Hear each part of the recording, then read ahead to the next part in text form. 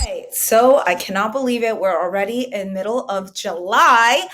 And this has just been another really weird and difficult year for the agency recruitment business and staffing businesses. So, of course, if you've been in the game, if you are a producer, you will probably have noticed that business at the first 2 quarters of this year have slowed down drastically to a point where some people even remarked it felt like COVID. And of course, if you were in the technology sector, you would have felt that even harder and harsher.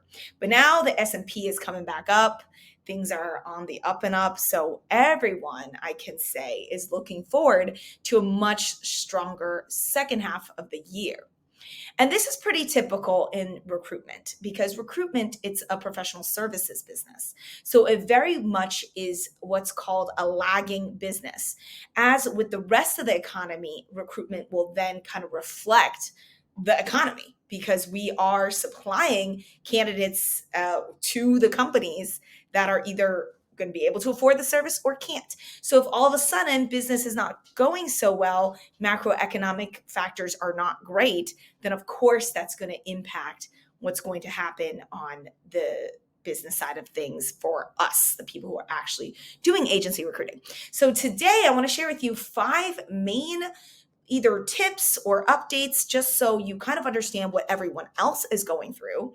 Just so you know, Grace and I, we're the founders of DG Recruit. We actually have a monthly mastermind to this effect because we work with so many agency recruiters who all live in their own little worlds. And sometimes it's nice to do these more like catch-up calls so that everyone can get caught up on kind of what's happening in the grand scheme of things so that you don't feel isolated, so that you don't feel alone.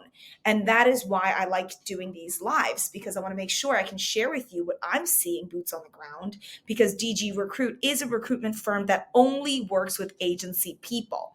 We don't do HR recruiting. We don't do internal recruiting. We don't do anything that isn't related to agency recruiting. So agency recruiting, as many of you know, include both perm and staffing. So that's what agency recruitment is. There's two sides to it. There's direct hire and there's contract temp.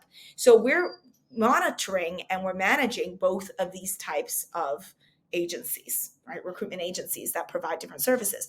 So today's 5 tips are really going to give you insight into the conversations I'm having, the conversations that I've had way too many times already this year, and some tips if you are actually in this space and you're thinking about what you should do for yourself as you go about your life, business, and career. And this is really a July market update for agency recruiters so that you can understand what's happening on a macro scale across our industry, whether it is perm or temp recruitment. So let's get started. The first tip that I want to share with you is that everyone is having a slow year. Now, some people have started their career in 2021 and 2022, where they saw some incredible opportunities to make money almost blindly because the market was just scrambling for talent. And that has changed a lot in 2023 and arguably even towards the end of 2022.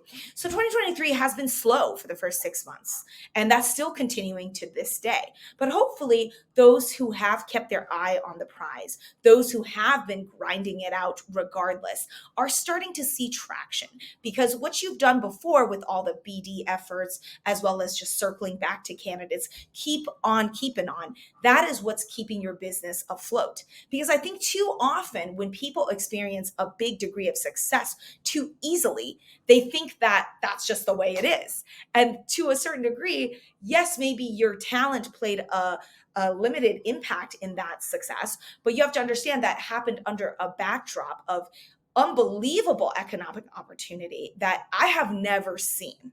I have never seen because when I started in the industry, it was in 2011 and it was just like a year and a half, 2 years out of the financial crisis. So you just did not see that kind of unbelievable, boundless recruitment that we saw in 2021 and 2022 as the bounce back from COVID. That again is historically never before seen. So a lot of people who started their career in the last 2, 3 years are feeling very unconfident right now because they've never had to really scrounge. And if you haven't scrounged before, You don't know what scrounging really means. It's like if you have never hungered, if you've never starved, then you don't know what the feeling of your insides tearing at you feel like. You don't understand that desperation. You don't understand that mentality.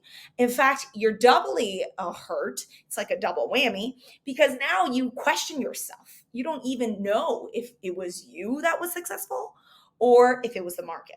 So the answer is it's probably a bit of both.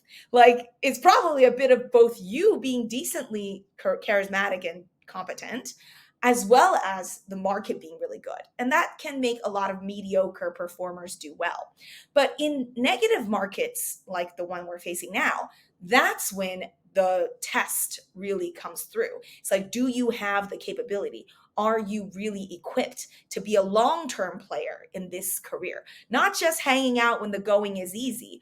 It's, are you able to handle this business when the going gets tough?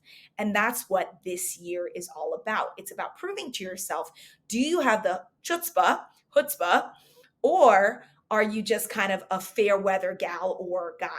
Right? We've seen a lot of those folks. They're like, last year I did 500,000. This year I'm going to go internal because I'm just like, I just can't handle the stress. So let's talk about internal. Internal recruiting this year, this is the second update, has been pummeled to a degree of like unrecognizability almost, you know. And I remember this very clearly because last year, so many people, and not just like my competitors, but so many new recruiters were like, let's just recruit HR people. This is a great market. They did not understand that that was a temporary phenomenon. Because I'll tell you, having been in the recruiting for recruiters game since 2018, I've always noticed why the HR space is not the best market. I would say out of all the markets that you can recruit for, I would not start an HR recruitment firm. And the reason is because it's an easy role to recruit for because there's a lot of supply. So headhunters, where do we make the most money? We make the most money in businesses and niches that are really, really hard to find talent, We don't make a lot of money in spaces where there's an unlimited incoming class of people who want that job desperately, i.e., HR. Well, where are the people coming into these HR jobs? They're coming from agency. They don't want to do the agency job anymore. They can't handle the stress that we have to handle. They're not really motivated. They just want a job. And that's why they want to go internal. So what happens is that a ton of people are trying to get into a very limited amount of spots. And because of COVID, again, there was this unreasonable demand for TA people. And look what happened this year, right? And it's still happening. It's because this is not a very highly valued skill. It is a skill that way too many people have commensurate to how many roles are actually open, which is why you see this insane amount of continued layoffs. And I've said this before, and I will say it again. When people keep on only doing one thing, as in recruiting versus selling, when all you do is just one thing, you are limiting your career trajectory. And I've said that a million times. And it's because you only know how to do half the job. If you don't know how to connect with clients, if you don't understand how to run a full desk and all you do is recruit and support and worse yet, just research, you are expendable. Like there is nothing unique that you are bringing to the table that we must retain you at for whatever you ask for. Because the reality is recruitment is not a really super difficult skill that we can't train a college grad to do, right? All the incoming classes are filled with college freshmen, grads. They're all done. They're all graduated BS, their bachelor's degree, and they're ready to make some money. And boom, you train them up. This is how you recruit. It's not rocket science. So what is the actual niche skill in agency recruitment? It is sales.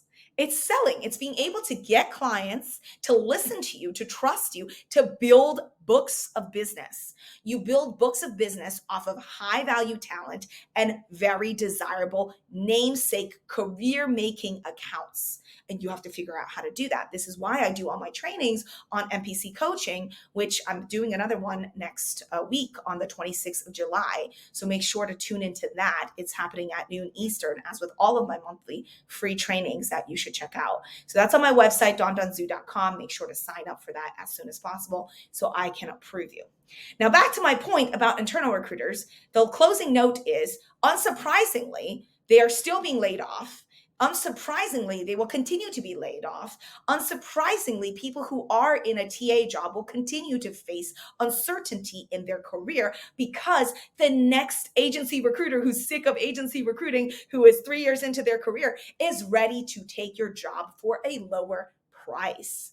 This is why HR is not a stable job. And I've tried to explain this a million times to people. Hey, if you are willing to just take a little bit of pain for a massive amount of gain, your future will be there to thank you. Most people are like, I can't be bothered. I just want a regular job and I just want to do it, which is fine. This is why so few people are $1 million billers. This is why so few people make a shit ton of money in the real world. It's because most people are just like, can't be bothered. I'd rather take the easier way out. And unfortunately, you pay for those decisions. Just like, hey, I want to eat pizza every day. You pay for that decision when you're 65.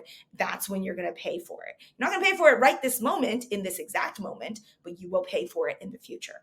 So this is just something I've always understood as a young person building my personal career, was that anything that's hard to do, not only do I have to do it, I have to be excellent at it. I have to be so much better than my competition. And the reason is because I'm doing this for me. I'm doing this for my personal development. I'm doing this for my future success. I don't care if it's necessary or if people expect me to do it or not. I just have to be good at everything I do, especially the hard stuff. The harder it is, the more I need to practice it and get better at it. Bite the bullet, eat the frog.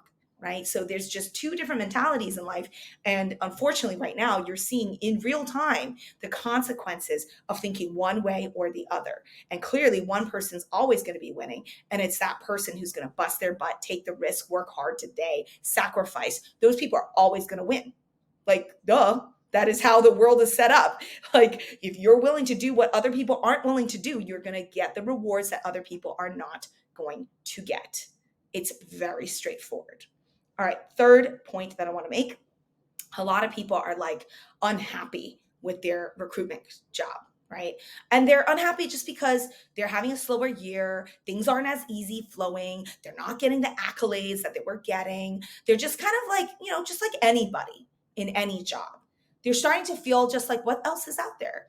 What else should I do? So the two main options, if you are a genuine agency person, the two options you have isn't let me go and become an HR person or let me quit, right? The two options that you're really thinking about is, should I move agencies or should I start my own recruiting firm, right? These are the two logical next step questions any sane person who is good at the job is going to ask themselves, right? The market's slower. I don't have as much commissions holding me down. I don't have those golden handcuffs as much as I used to have. Should I or should I not start my own recruiting agency? Or should I not move agencies? So let's talk about both of those options a little bit more so that you get a little bit of career coaching here. Obviously, I do private one-on-one coaching for this, but here are just two tips that I often talk about with the candidates that I encounter. The first one is, if you're looking to switch agencies, really think about, is the pain worth the gain? When you set up at a new agency, it's not rainbows and butterflies. It's grind time. You got to prove to your new employer that you are worth it, especially, God forbid, if they brought you on a really high comp package. If you are brought in on a very high comp package, you really have to prove yourself because you got this big old target on your back, is that revenue must follow the expenditure, right? I just spent all this money on hiring you. You better prove to me that you're worth this amount of money. So I better see some production. And the challenge in a down market to be put on such a very pressurized situation is that the market's not helping you, right? The market's not helping you do deals. You have to fight doubly hard for the market to have you win. And you likely will have to set up a new client book because you're moving agencies. And it's just not a good look to steal all your clients when you move to a new agency, right? We all know what non-competes look like. And even if they're enforceable or not enforceable, there's a certain ethics to the damn thing, right? You don't want to burn all your bridges and take every single client and candidate that you just talked to at your old firm, right? There's a certain ethical element here. So likely you're going to have to build a whole new client book in a pretty awful client environment, recruitment environment, being that this is a down year and that things are still in recovery mode. And you're going to have to work doubly hard in terms of your time commitment. So if you're very comfortable at your recruitment job and you got this 9 to 5 work-life balance that it took you years to earn, and your money is, yeah, you could be earning more, but you're also not earning like the worst, then what is the actual point of saying and feeling the necessity to leave, right? So this is my challenge when I talk to a lot of candidates, is like, I don't want to represent people who ultimately, when you really consult with them, the need is not very beneficial for them to move. They may even think in their own head, wow, I want to move. But then after a deep discussion with me, we have this realization that it's actually not in your benefit to move because our career is so unique. It's not like other jobs where you can just do whatever you want, right? And like every time you move a job, they're going to give you 30% guaranteed extra. Remember, we are mostly paid on commission. So it just doesn't translate soup to nuts like that, right? In my old recruitment market, when I moved people, I would get them a massive salary raise, right? Someone who was making 195, I would get them 250. Yeah, it's a no-brainer to move jobs. But in our role now, you're making probably 200, you're making probably 150 with maybe 65 or 60K base or draw. For me to move you, you're not going to get 150. You're not even going to get 200. You're not going to get maybe even 100. You might get an 80K draw. So you're actually net losing a lot of money when you move firms. So you have to think very carefully, do I really want to shake up what I have now, even though yes, things aren't perfect, but whose job is perfect? Right? Whose job is perfect anyways? Most people don't have a perfect job. I sure as hell know nobody has a perfect job, including myself, right? There's always trouble, there's always stress, there's always work to be done, right? So you got to think about, is the juice worth the squeeze? Is the pain worth the gain, right? So you got to think about all those things. Is the marginal effort worth the marginal gain? And if the answer is not really, then you have to really think about, why are you making such a move? Now, the second point that I wanted to say about this is related to entrepreneurship.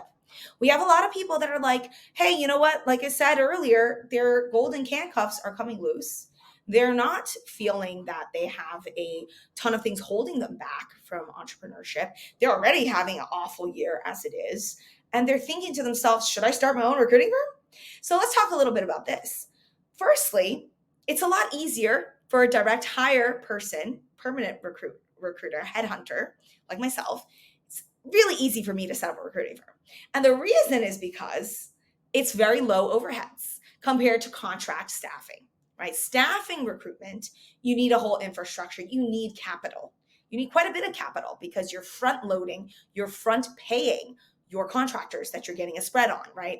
Yes, you can work with third-party agencies to help you do this, but let's be honest, you have to be ready, if you're going to run a temp recruitment business, that your expenditures are going to be much higher than a direct hire business, right? So you have to understand business models.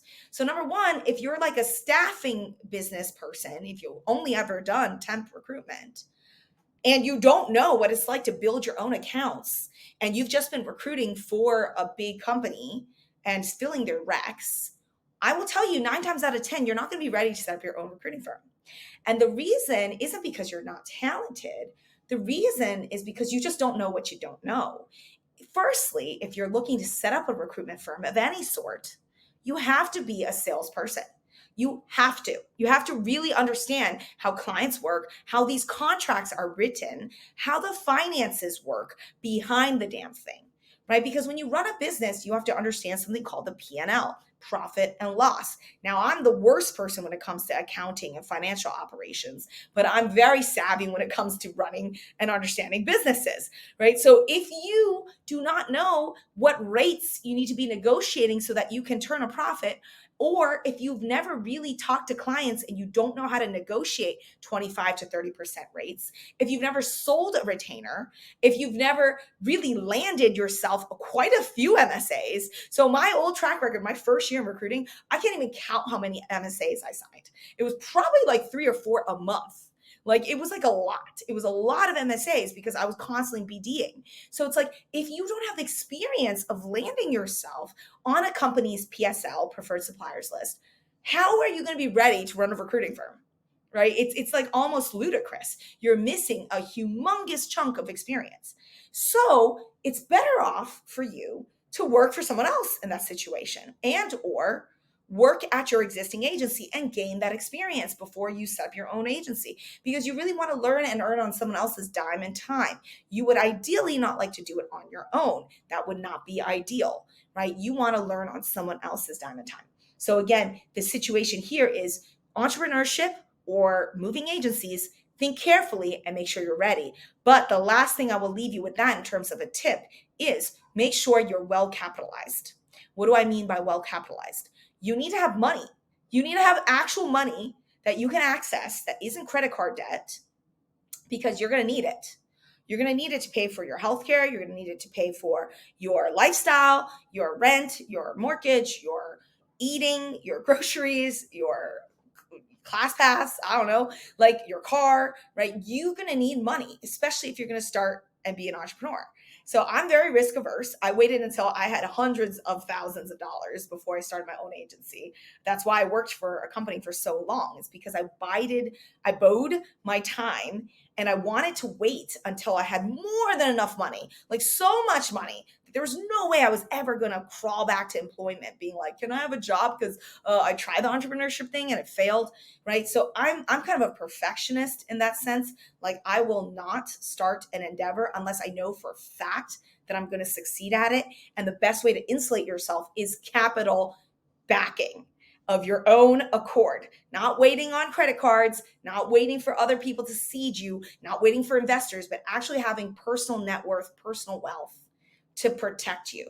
And that gives you more agency as well, as in you don't have to live and die by someone else's sword, right? I hate that. Why would I want to live and die by my investors? Like, screw them. I don't need investors. I invest in myself, right? And I know people are like, well, Donna, that's not how you're going to scale into $1 billion company. I don't give a crap, right? Like, I have a very unique view on how I want to live my life and what success means to me. And last time I checked, it wasn't having a huge amount of pressure on my body and being financially constrained and strapped to some investor who expects me to do XYZ for him or her and likely generate them XYZ return. I just don't want to deal with all that junk. Like that does not sound exciting to me. That does not sound like financial freedom and happiness, right? So I think, again, everyone needs to think about what their next move is and also appreciate the existing setup you have now, right? I've talked to a lot of recruiters that work at really good agencies, and I'm like, don't ever forget how easy it was for you to build because your agency already had those connections. Right? A lot of people, like not like me, right? When I first joined in the recruiting business, I had no fallback house accounts. Like our company just simply did not have any accounts for me to work on. And I had to build all those accounts. Now, a lot of people that are coming in after me, people who work at this agency now, they don't have to go and pull those accounts because the accounts already exist. Right? That's the value of the firm. The firm already has those client relationships because somebody else brought them in. So in that case, don't ever discount how powerful existing business is, because you could just waltz in and start doing deals. You don't even have to do business development because you already have the companies in the roster, right? So again, everyone has a different situation. Always think about what exactly are you leaving behind and is it worth it? Are you ready? Now I have 2 more tips for you. So number 4 is there are tons of recruitment scams right now. This is proliferating at an insane speed. I know because I get the messages. I get the messages all the time. And the reason why I get all these messages, because people clearly have me on some sort of like something somewhere. They have my information and they are sending me all this junk. So whatever you're getting, I am getting. And it is junk, all right.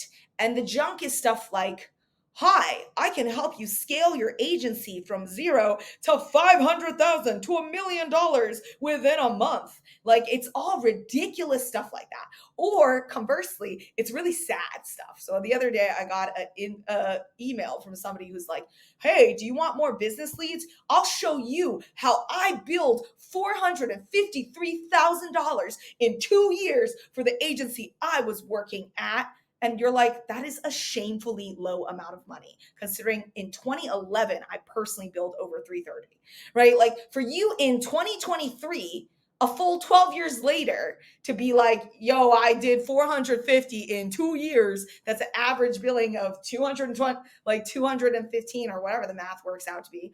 It's bad. Like that's not even like you don't want to brag about that. You don't want to tell someone, hey, I did 200 in a year. Look at how good I am. Like that is not impressive at all, right?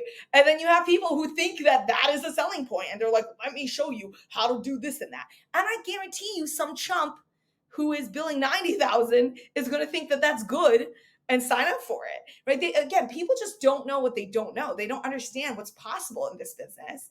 And there's so much junk, right? Whether it's AI or like machine learning, people are like, oh, machine learning is going to change everything. AI is going to change everything. Yeah, it's going to change the amount of ridiculous emails that we receive. And at the end of the day, good, smart, consistent, sharp, well done recruitment efforts will still work. Like a proper MPC spec will still work. A proper cold call will still work. Just like all the fear mongering that happens with every single invention. Back in the day, people used to say that about LinkedIn. People used to say LinkedIn is going to eradicate the need for headhunters now that it's connecting all the companies with all the candidates. And what has happened? What has happened in real life with LinkedIn? LinkedIn has been completely dominated by headhunters. Recruiters have used LinkedIn to make millions and millions and millions of dollars because it is a tool that we are using. So again, it has not replaced us. It's just become a tool that we have been using. And that will continue to happen. There is no way possible that you can replace the manual effort that we have to expend in order to do a deal. Like, think about it, right? If you know what calling a client looks like, if you know what calling and headhunting a highly desirable candidate looks like, you know that there's no way in hell a technology can do it because it already takes a human so much effort and they have to be exceptionally charismatic to make that happen, right? And persistent and hardworking and dedicated and all of that, right? So again, I think for all of the, people out there who are worried about the future or nervous, don't be. This is just another BS thing. And then also be careful of these recruitment scams because they're all going to try to sell you something. Take my course, do this thing, blah, blah, blah. Check their LinkedIn profile. The guy I told you that did 2 years of 453K in billing, that guy, I looked at his profile and it was a hot mess. There was no legitimate track record. And that is the same thing you'll see with every single, I would say 99% of these coaches and trainers. You actually look at their background, see what they've achieved. Have they ever worked at a name brand recruitment firm? Have they ever worked at like a top recruitment firm and was a top producer where they actually have value and have knowledge to share to you? Or are they just selling you what you want to hear, which is like, how do I build millions of dollars without doing anything? Right? That's usually more or less what they're trying to sell you on. So again, make sure that you do not get fooled. All right. So number 5, last one. Like I said earlier, don't worry too much about the new developments of like technology, right? Understand that if you can go back to basics, you'll be fine. And that's really what I want to leave you with is a lot of people have been questioning, should I switch markets? Should I switch careers? Should I give up? And the reality is, no, you shouldn't. You just need to get better. You need to do this better. Everything you do, question, am I really doing it the best way possible? So an easy example is when you're having conversations with candidates, are you getting every single lead that you can possibly get? When you're talking to clients, are you getting a full go spec? Like, are you actually getting these details, or are people just kind of shoving you off the phone and you're just like, that's the way it is? Do you see what I mean? Like, you have to really think very carefully around how do you want to represent yourself to your clients and candidates, and make sure that you are not leaving any stone unturned. And this really is the difference between a top biller and someone who's never really ever going to be a top biller. It's these tiny little details. It's like, what are you missing in your process that's making you have dropped offers, right? Like, my dropper rate is non-existent. Like, literally, I'm proud to say I have a 0 dropper rate ever since like 2021. Yeah, like, I have a 0 dropper rate, 0 droppers, right? Yeah, 0 droppers, maybe one guy in 2021. So 2022, since 2022, 0 droppers, like 0, right? And I'm used to that. When I did executive search and pharmaceutical search, I had 2 droppers in 5 years. That's a very low amount. And it wasn't by accident. It wasn't because I got lucky. It was because everything I did was so I hate to use this word, like like not what's it, OCD. Everything I did in my job was so OCD that, like, I was compulsively just thinking about all the deal killers and how can I avoid losing deals. That literally was the way I ran my business. Was like, from intake call, what can I do to minimize this deal being lost? That was the mentality that I had. Is that A, everyone's going to be a possible deal, and B, I have to minimize the deal from being lost. So does that mean pushing for higher rate? Does that mean pulling them out of process earlier just because I don't want to get to that point, right? All of these decisions are what contributed to my ultimately very low dropper rate. So I never really had any worries. I didn't have clawbacks. Sometimes I talk to recruiters, they want to calculate all the deals that they could have done. And I'm like, that's meaningless. Don't calculate the deals that you could have locked in or all the dropped deals. Those don't count. No one's counting your dropped offers and your dropped deals. That doesn't count, right? What only counts is what the money that came into the bank account. That's the only number that matters in a recruiter's life. So again, think about what are the things that you can do today to make yourself a better biller. And sometimes you can get the training from internal, and sometimes you're just going to have to do it on your own. So mine was like 80% was myself, 20% was somebody told me, hey, Donna, maybe you want to try this. And I ran with it. So like my company said, hey, you might want to pitch candidates to work with you exclusively because that way they won't cheat on you.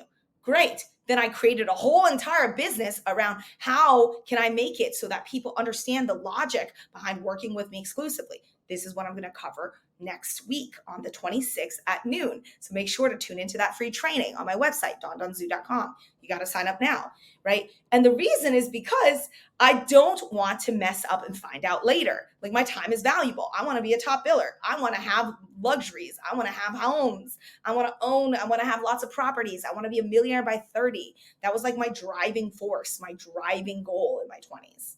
Right. So again, in that situation, how can I be the best I can be at the job, doing every element of the job? How can I be the best at going to conferences? How can I be the best at talking to clients? How can I be the best to service candidates? How can I be the best? And when you are the best, people recognize that. They recognize the excellence and they talk to other people about you because they're like, yeah, no shit, she is the best. Right? That's the point. The point is to be better than all the rest. You're simply the best, right? Better than all the rest. That's right. That's the whole point of being successful is you got to be better than your competition, either internally or externally. So what can I do today to make myself a better headhunter? What can I do today to make myself a better communicator? Does that mean changing the pitch of my voice to a down speak when I'm a young 23-year-old that wants to just like talk like this?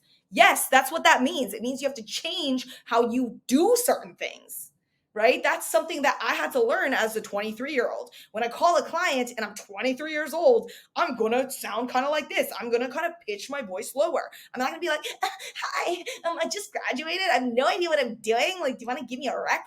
Like, no, right? This is a serious business. If you want to make money, you don't got that much time to prove yourself. That urgency has to be felt.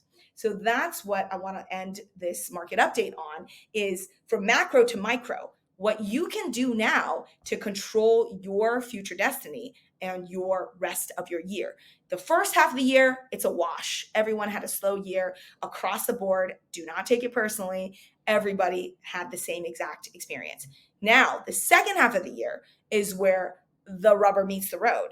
Did you or did you not start calling clients and building those relationships in the downtime, so that now for the second half of the year, when hiring rebounds, you're going to be the first person they call. You're going to be the one that first calls them, most likely, that you're going to be the one first on the scene. Lock that shit up on exclusive and get it going.